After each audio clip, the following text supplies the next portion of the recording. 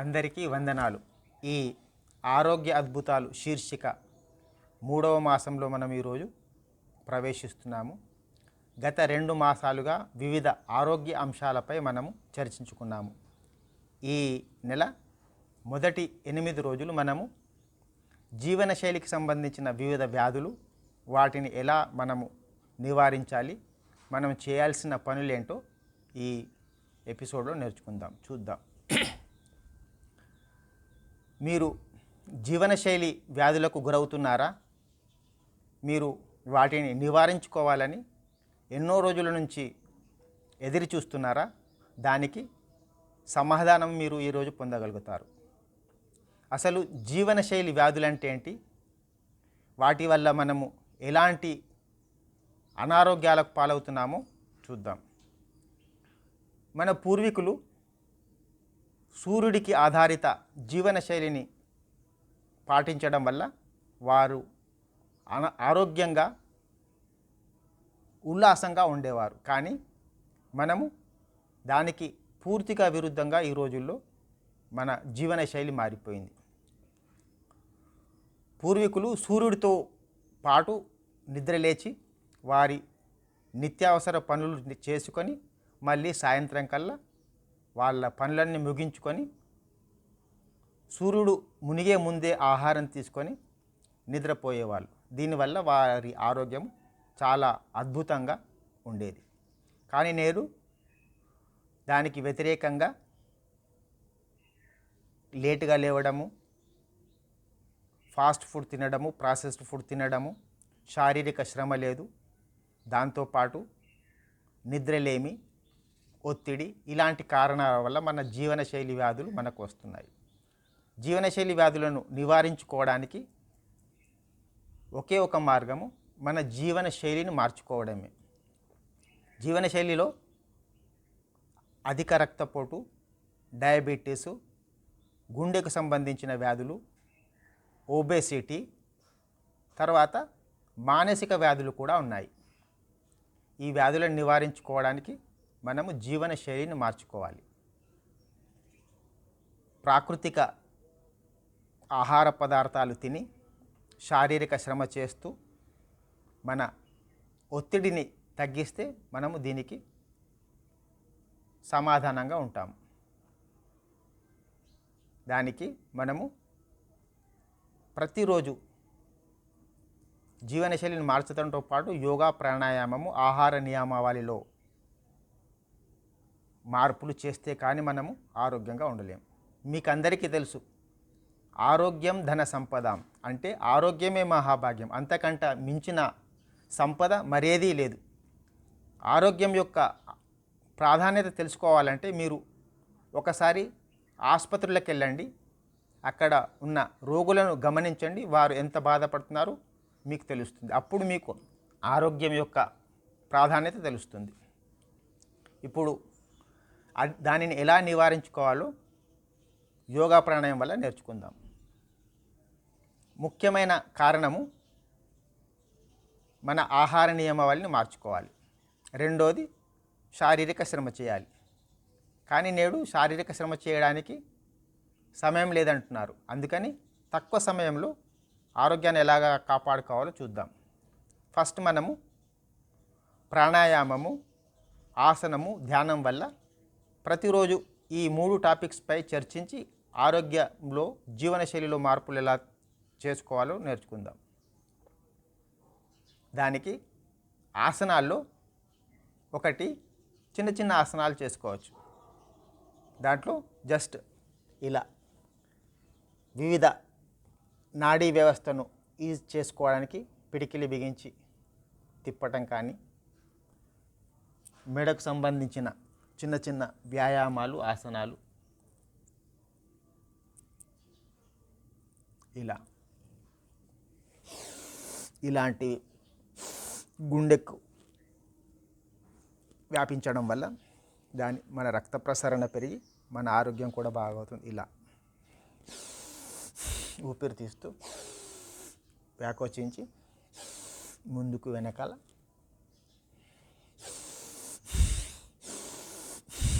లేకపోతే ఇలా బటర్ఫ్లై లాంటివి కానీ ఒక 5-10 నిమిషాలు చేయడం వల్ల మన శరీరంలో ఉన్న ఫ్లెక్సిబిలిటీ పెరిగి రక్త ప్రసరణ పెరిగి దానితో పాటు మన ఆరోగ్యం కూడా బాగవుతుంది.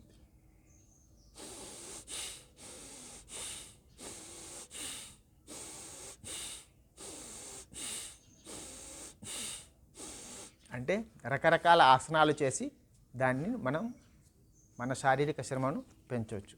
దాంతోపాటు కొన్ని ప్రాణాయామాలు కూడా చేద్దాం. మొదటిది అతి ప్రాముఖ్యమైన ప్రాణాయామం భస్త్రికా ప్రాణాయామం. దీనివల్ల మీ శక్తి స్థాయి పెరుగుతుంది, మీ శరీరంలో ఆక్సిజన్ కూడా పెరిగి మీరు స్ఫూర్తిగా ఆరోగ్యంగా ఉండడానికి అవకాశం ఉంటుంది. దానికి స్థిర సుఖ ఆసనంలో కూర్చొని స్థిరంగా కూర్చొని అర్ధసిద్ధాసనంలో కానీ సిద్ధాసనంలో కానీ సుఖాసనంలో కానీ కూర్చొని వెన్నెముక నిటారుగా ఉంచి గాలిని ఊపిరితిత్తులో నింపి మళ్ళీ ఖాళీ చేయడం. ఇదే భస్త్రికా ప్రాణాయామం.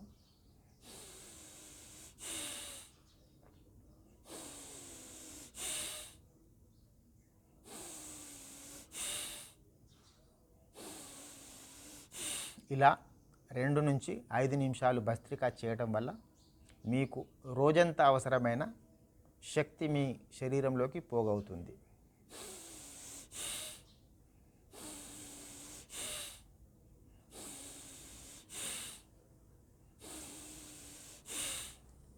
ఇలా అది కాకుంటే కపాలభాతి అనే ప్రాణాయామాన్ని కూడా చేయవచ్చు.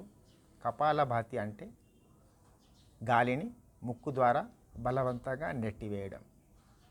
దీంతో మీ కార్బన్ డయాక్సైడ్ లెవెల్స్ శరీరంలో తగ్గి ఆక్సిజన్ లెవెల్స్ పెరిగి మీ ఆరోగ్య స్థితి బాగవుతుంది. దానికి చేయడం అంటే ఇలా బలవంతంగా గాలిని బయటకు వదలడం, కపాలభాతి. దీన్ని 5 నుంచి 10 నిమిషాలు చేయవచ్చు. మీకు మరింత లాభాలు కావాలంటే దీన్ని 15-30 నిమిషాలు కూడా చేయొచ్చు.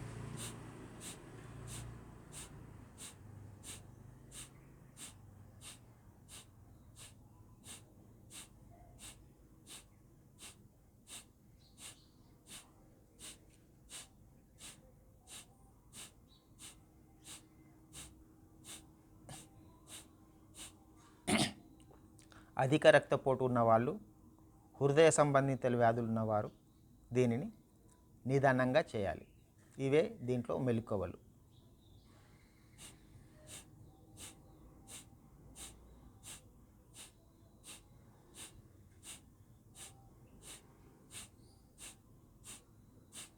ప్రతిరోజు ఇలా ఆసనాలు, ప్రాణాయామము, ధ్యానము ఈ త్రివేణి సంగమం వల్ల మీ శారీరక, మానసిక, ఆధ్యాత్మిక ఆరోగ్యము పెరగటంతో పాటు మీ శక్తి, మీ సామర్థ్యము, మీ సృజనాత్మకత ఇవన్నీ పెరుగుతాయి.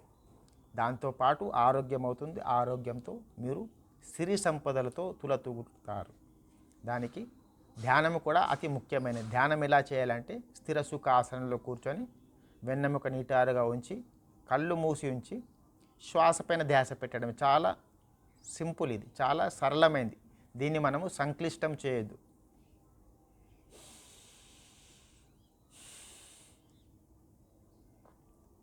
కేవలం కళ్ళు మూసి ఉంచి స్థిర సుఖాసనంలో కూర్చొని శ్వాస పైన ధ్యాస పెట్టడమే మన పని. ఇలా 5 నుంచి 10 నిమిషాలు ప్రతిరోజు చేస్తే మీ స్ట్రెస్ లెవెల్స్, మీ ఒత్తిడి తగ్గడంతో పాటు మిగతా అన్ని ఆరోగ్యకరమైన లక్షణాలు మీకు మీరే చూడగలుగుతారు. నేను మిఠాయి గురించి ఒక గంట మాట్లాడినా మీకు అర్థం కాదు. కానీ మీరు ఒక మిఠాయి రసగుల్లా లాంటివి కొనుక్కొని దాన్ని తింటే మీకే అర్థమవుతుంది దాని రుచి ఎలా ఉంటుందో. అలాగే ఇది కూడా నేను చెప్పడం వల్ల లాభం లేదు, మీరు చేయడం వల్ల మీకు లాభం. మీ ఆరోగ్య యొక్క బాగోగులు మీ చేతుల్లోనే ఉన్నాయి. నా చేతుల్లో కేవలం మీకు చెప్పడం ఆరోగ్యం ఎంత ముఖ్యమైనదో.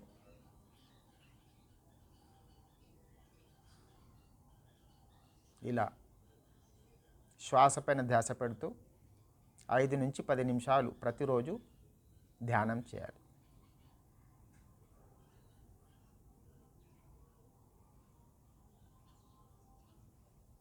సమయము లేదని సాకులు చెప్పే బదులు కేవలం 30 నిమిషాలు 20-30 నిమిషాలు కేటాయిస్తే మీరు రోజంతా ఉల్లాసంగా, సంతోషంగా, ఆరోగ్యకరంగా ఉంటారు. ఈ రోజు జీవనశైలి వ్యాధుల గురించి తెలుసుకున్నాము. దాంట్లో ముఖ్యమైనవి బీపీ, బ్లడ్ ప్రెషరు, డయాబెటీసు, ఊబకాయము, మానసిక వ్యాధులు. వీటన్నింటినీ మనము వచ్చే రోజుల్లో ఎలా నివారించుకోవాలి, వాటికి చేయవలసిన జాగ్రత్తలు ఏంటి, ఇవన్నీ నేర్చుకుందాము. ఇలాంటి వీడియోలు మీరు మరిన్ని కావాలంటే మా ఈ వీడియోని లైక్ చేసి, షేర్ చేసి, సబ్స్క్రైబ్ చేయండి. మరిన్ని వివరాలకు మా వెల్నెస్ ప్రోగ్రామ్స్లో మాతో పాటు జాయిన్ అయ్యి మీ ఆరోగ్య పయనంలో ఒక అడుగు ముందుకు వేస్తారని ఆశిస్తూ ఇంతటితో ఈ రోజుకు సెలవు తీసుకుంటున్నాను. నమస్తే.